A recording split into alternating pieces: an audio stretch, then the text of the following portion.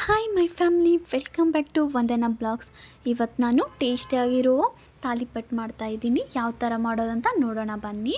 ಅದಕ್ಕೂ ಮೊದಲು ನನ್ನ ಚಾನಲ್ನ ಯಾರ್ಯಾರು ಸಬ್ಸ್ಕ್ರೈಬ್ ಮಾಡ್ಕೊಂಡಿಲ್ಲ ಪ್ಲೀಸ್ ಸಬ್ಸ್ಕ್ರೈಬ್ ಮಾಡ್ಕೊಳ್ಳಿ. ಈ ವಿಡಿಯೋ ಇಷ್ಟ ಆದರೆ ಒಂದು ಲೈಕ್ ಮಾಡಿ. ಇವಾಗ ಯಾವ ಥರ ಮಾಡೋದಂತ ನೋಡೋಣ ಬನ್ನಿ. ಒಂದು ದೊಡ್ಡದಾದ ಕ್ಯಾರೆಟ್ನ ಹೆರ್ಚ್ಕೊತಾ ಇದ್ದೀನಿ. ಇದನ್ನು ಒಂದು ಸೈಡಿಗೆ ಎತ್ತಿಟ್ಕೊಳ್ಳೋಣ. ಆಮೇಲೆ ಒಂದು ಅಥವಾ 2 ಸೌತೆಕಾಯಿನ ಹೆರ್ಚ್ಕೋಬೇಕಾಗುತ್ತೆ. ಇಲ್ಲಿ ನಾನು 2 ಸೌತೆಕಾಯಿನ ಹೆರ್ಚ್ಕೊಂಡಿದ್ದೀನಿ. ಅದಾದಮೇಲೆ ಮತ್ತೆ 2 ದೊಡ್ಡದಾಗಿರೋ ಈರುಳ್ಳಿ ಕೂಡ ಹೆರ್ಚ್ಕೊತಾ ಇದ್ದೀನಿ. ಬೇಕಿದ್ರೆ ಸಣ್ಣದಾಗಿ ಕಟ್ ಮಾಡ್ಕೋಬೋದು, ಇಲ್ಲಾಂದರೆ ಈ ಥರ ಹೆರ್ಚ್ಕೊಳ್ಬೋದು. ನಿಮಗೆ ಯಾವ ಥರ ಅನುಕೂಲ ಆಗುತ್ತೋ ಆ ಥರ ಹೆರ್ಚ್ಕೊಳ್ಳಿ. ಅದಾದಮೇಲೆ ಇದನ್ನು ಸೈಡಿಗೆ ಎತ್ತಿಡೋಣ. ಇವಾಗ ಒಂದು ಬೌಲ್ಗೆ ಅರ್ಧ ಕಪ್ಪಷ್ಟು ಗೋಧಿ ಹಿಟ್ಟು ಹಾಕ್ಕೊಂಡಿದ್ದೀನಿ. ಇಲ್ಲಿ ಅದೇ ಕಪ್ಪಲ್ಲೇ 1 ಕಪ್ ಆಗೋಷ್ಟು ಜೋಳದ ಹಿಟ್ಟು ಹಾಕ್ಕೊತಾ ಇದ್ದೀನಿ. ಅದಾದಮೇಲೆ ಅರ್ಧ ಕಪ್ಪಷ್ಟು ಕಡಲೆ ಹಿಟ್ಟು ಕೂಡ ಹಾಕ್ಕೊತಾ ಇದ್ದೀನಿ. ಇಲ್ಲಿ ಬೇಕಿದ್ದರೆ ಅಕ್ಕಿ ಹಿಟ್ಟು ಕೂಡ ಹಾಕೋಬೋದು. ಇಲ್ಲಿ ನಾನು ಹಾಕ್ಕೊತಾ ಇಲ್ಲ. ಎಲ್ಲ ಹಾಕ್ಕೊಂಡ್ಮೇಲೆ ಈ ಥರ ಚೆನ್ನಾಗಿ ಕಲಿಸ್ಕೋಬೇಕು.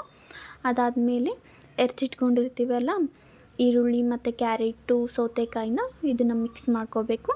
ನೋಡಿ ಈ ಥರ ಚೆನ್ನಾಗಿ ಹಾಕ್ಕೊಂಡು ಮಿಕ್ಸ್ ಮಾಡ್ಕೋಬೇಕು.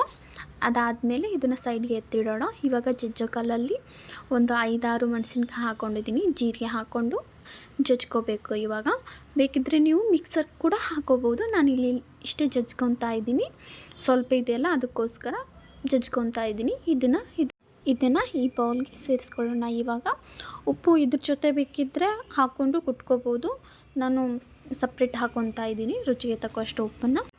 ಮತ್ತು ಸ್ವಲ್ಪ ಗರಂ ಮಸಾಲ ಕೂಡ ಹಾಕ್ಕೊತಾ ಇದ್ದೀನಿ. ಇಲ್ಲಿ ನೀವು ಬೇಕಿದ್ದರೆ ಹಾಕೋಬೋದು, ಇಲ್ಲಾಂದರೆ ಇಲ್ಲ.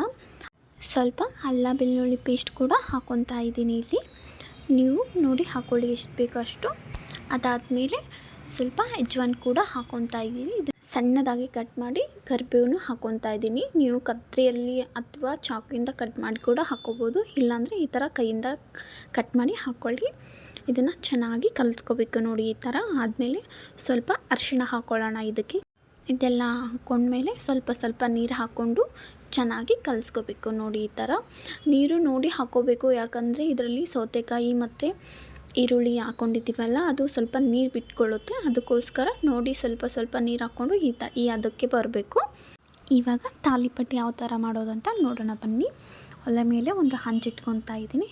ಇದನ್ನು ನೋಡಿ ಈ ಥರ ಉಂಡೆ ಮಾಡಿಕೊಂಡು ಈ ಥರ ಕೈಯಿಂದನೇ ತಟ್ಕೋಬೇಕಾಗುತ್ತೆ. ನೋಡಿ ಈ ಥರ ಎಷ್ಟು ದೊಡ್ಡದಾಗ್ತಾ ಇದೆಯಲ್ಲ, ಇಷ್ಟು ದೊಡ್ಡದಾದರೆ ಸಾಕಾಗುತ್ತೆ. ಇದಕ್ಕೆ ಸೆಂಟ್ರಲ್ಲಿ ಒಂದು ಹೋಲ್ ಹಾಕ್ಕೋಬೇಕು. ಹೋಲ್ ಹಾಕ್ಕೊಂಡು ಈ ಥರ ನೋಡಿ ಕೈಯಲ್ಲಿ ತೊಗೊಂಡು ಹಂಚ ಮೇಲೆ ಹಾಕ್ಕೊತಾ ಇದ್ದೀನಿ. ಅದಕ್ಕೆ ಸುತ್ತಲೂ ಎಣ್ಣೆ ಹಾಕ್ಕೋಬೇಕು. ನಾನು ಕೈಯಿಂದನೇ ಹಾಕ್ಕೊತಾ ಇದ್ದೀನಿ. ನೋಡಿ ಈ ಥರ ಹಾಕ್ಕೋಬೇಕು. ಇವಾಗ ಚೆನ್ನಾಗಿ ಬೇಯೋಕ್ಕೆ ಬಿಡಬೇಕು. ಇವಾಗ ಬೆಂದಾಗಿದೆ ನೋಡಿ. ಇದನ್ನು 2 ಕಡೆ ಚೆನ್ನಾಗಿ ಬೇಯಿಸ್ಕೋಬೇಕು. ಸ್ವಲ್ಪ ಟೈಮ್ ತೊಗೊಳುತ್ತೆ, ನಿಧಾನವಾಗಿ ಬೇಯಿಸ್ಕೋಬೇಕು.